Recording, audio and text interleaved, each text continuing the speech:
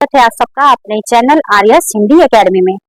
आज की बहुत ही महत्वपूर्ण प्रश्नोत्तरी है, तो क्लास को अंत तक जरूर देखिएगा। तो चलिए शुरू करते हैं। प्रश्न संख्या 1, दिए गए विवरण में कौन सा सही नहीं है?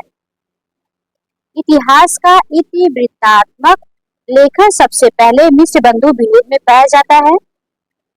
मिस्र बंधु विनोद का प्रथम 3 भागों का प्रकाशन 1913 में तथा चौथा भाग का प्रकाशन 1934 में हुआ था।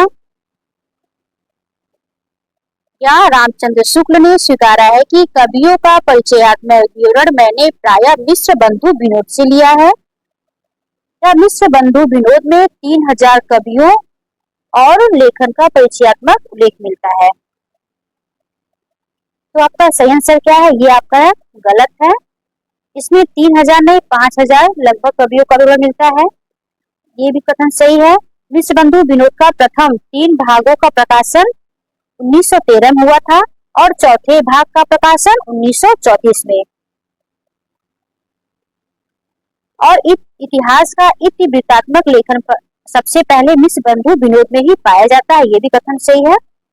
तो ऑप्शन नंबर डी आपका गलत दिया हुआ है। इसमें 3000 नहीं 5000 कवि होंगे। आगे देखते हैं दूसरा प्रश्न।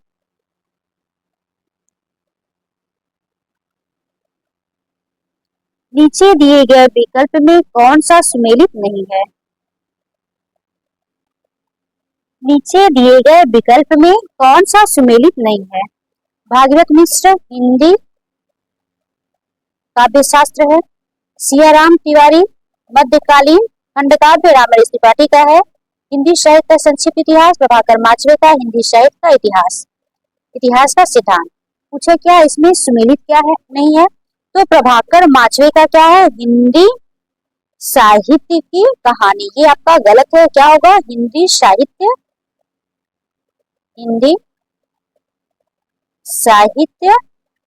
की कहानी।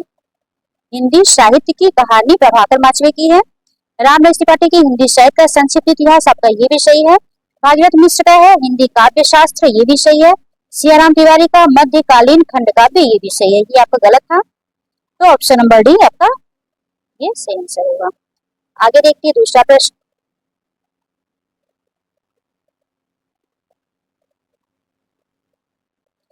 प्रश्न संख्या 3, कौन सी रचना लक्ष्मी सागर वार्ष्णेय की नहीं है? वासुदेवी वार्ष्णेय है, वार्ष्णेय की नहीं है। हिंदी साहित्य का मानक इतिहास ये भी है। हिंदू साहित्य इतिहास ये भी है। 20वीं शताब्दी हिंदी साहित्य नए संदर्भ, ये भी है। हिंदी साहित्य की भूमिका, यह भी है। मध्ययुगीन बोध का स्वरूप, ये इनका नहीं है। ये किसका है? तो हजारी प्रसाद द्विवेदी का है। डोमिता के ग्रंथों की संख्या कितनी है? तो ऑप्शन नंबर डी ये सही 74 है। सुमित्रा नंदन पंत के किस रचना पर सोवियत लैंड पुरस्कार मिला था? लोकायतन पर। किस बोली को पंजाबी राजस्थानी मिश्रित खड़ी बोली कहा गया है? कन्नौजी, बांगरू, मगही, मैथिली। तो ऑप्शन नंबर बी बांगरू को ही जाटू और हरियाणवी भी कहते हैं।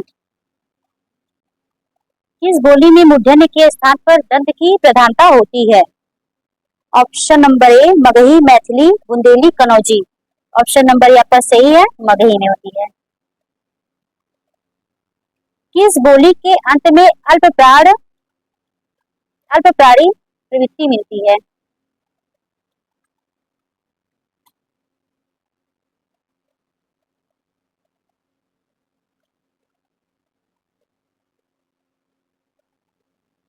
Option number A Kumaoni, Maithili, Bhojpuri, Bangru, Bundeli.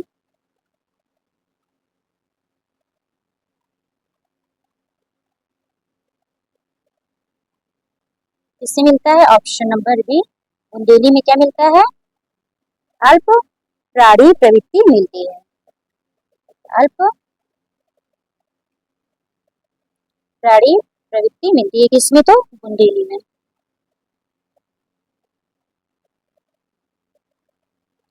निम्नलिखित में से कौन सी रचना रामविलास शर्मा की नहीं है? नई कविता और सौंदर्य शास्त्र, प्रेम चंद्र का युग, प्रगति और परंपरा, नई कविता का आत्म संघर्ष। कौन सा है? ऑप्शन नंबर डी ये नहीं है। नई साहित्य का सौंदर्य शास्त्र, ये भी है। कमायनी का पुनर्मूल्यांकन, ये भी सही है। हिंदी साहित्य का सौंदर्य, कमायनी एक पुनर्विचार। कमायनी एक पुनर्विचार किसका है? ये मुक्ति बोध का है। मुक्ति बोध का है कमायनी एक पुनर्विचार। इसमें दिया क्या है? डॉक्टर नगेंद्र की रचना नहीं, इसमें होना चाहिए डॉक्टर नगेंद्र की। कौन सी रचना डॉक्टर नगेंद्र की है? कौन सी है? नई साहित्य का सौंदर्य शास्त्र, ये भी मुक्ति बोध की रचना है। कमायनी का मूल्यांकन रामस्वरूप चतुर्वेदी का है। रामस्वरूप चतुर्वेदी का है। और ये हिंदी साहित्य का सौंदर्य शास्त्र है, ये ऐसे नहीं है, साहित्य का सौंदर्य शास्त्र ऑप्शन कर दिया हुआ था, ये होगा नगेंद्र का। साहित्य का सौंदर्य शास्त्र।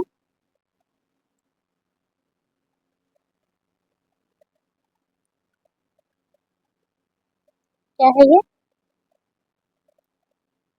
साहित्य का सौंदर्य शास्त्र किसकी रचना है? तो ये नगेंद्र की है।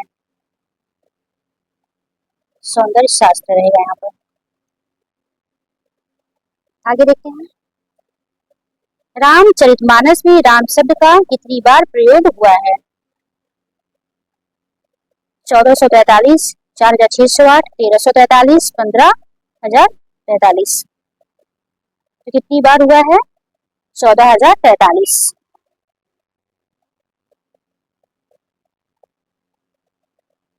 एक मुख्यमंत्री की डायरी किसकी रचना है? राजेंद्र अवस्थी, शांता कुमार, विष्णु प्रभाकर, अजीत कुमार। इसका है ऑप्शन नंबर बी। निम्नलिखित में से प्रयोगवाद की कौन सी विशेषता नहीं है? अति यथार्थवादी, अति बौद्धिकता, अति बौद्धिकता, ऐसे रहेगा। अति बौद्धिकता, उपानों की नवीनता, निराशा, शोषण की दीनता। तो कौन सी विशेषता नहीं? अति यथार्थवादी, यथार्थवादी की विशेषता नहीं है। फिल्म की पटकथा किस प्रगतिवादी कवि ने लिखी थी? राधे रावल, नागार्जुन, शिवमंगल सिंह सुमन, वासुदेव सिंह। किसने लिखा था? ऑप्शन नंबर ए आपका सही है। किस कवि ने महज 12 वर्ष की अवस्था में सरस्वती मां, अष्टावधान आदि लिखकर काशी रसिक मंडल का ध्यान अपनी तरफ आकर्षित किया था? ठाकुर जगमोहन सिंह, अंबिका दत्त व्यास, कृष्णदास, सुधाकर द्विवेदी। किसने किया था? Option number B Ambika Dutt Vyas ने। तूफानों की ओर घुमा दो, नाविक नीच पतवार, आज सिंधु ने विष उगला है, लहर का यौवन अचला आज हृदय में, और सिंधु में साथ उठा है जल। किसकी पंक्ति है? नागार्जुन, शिवमंगल सिंह सुमन, केदारनाथ अग्रवाल, वासुदेव सिंह। तो इसका ऑप्शन नंबर बी आपका सही है। चरम व्यक्तिवाद ही प्रयोगवाद का केंद्र बिंदु है, किसने कहा था? रुदेश सहाय, नामवर सिंह, गंगू भारती, सूर्यकांत सिंह चौहान। किसने कहा था? नामवर सिंह ने। निम्नलिखित में से प्रयोगवाद की कौन सी विशेषता नहीं है, इसको पूछा है। तो इसमें अति, ये क्या लिखा है? अति यथार्थवादी, अति यथार्थवादी, ये भी प्रयोगवाद की विशेषता है। इसमें विशेषता क्या नहीं है? शोषक के प्रति घृणा। इसको ऑप्शन नंबर ए में डाल लीजिए, शोषक के प्रति घृणा, ये प्रगतिवाद की विशेषता है, शोषक के प्रति घृणा। और प्रयोगवाद की विशेषता क्या है? अति बौद्धिकता, उपानों की नवीनता, निराशा, शोषण की दीनता का चित्रण, अति यथार्थवादिता, ये प्रयोगवाद की विशेषता है। आगे देखते हैं। एक कथन और देख लीजिए। प्रयोगवाद दृष्टिकोण का अनुसंधान है, किसने कहा था? साइड में कहीं लिख दे रही हूँ। प्रयोगवाद दृष्टिकोण का अनुसंधान है। क्या है? का अनुसंधान है। अनुसंधान किसने कहा था? प्रयोगवाद दृष्टिकोण का अनुसंधान है केसी कुमार ने। आज के लिए इतना ही, मिलते हैं नेक्स्ट वीडियो में, तब तक के लिए नमस्कार।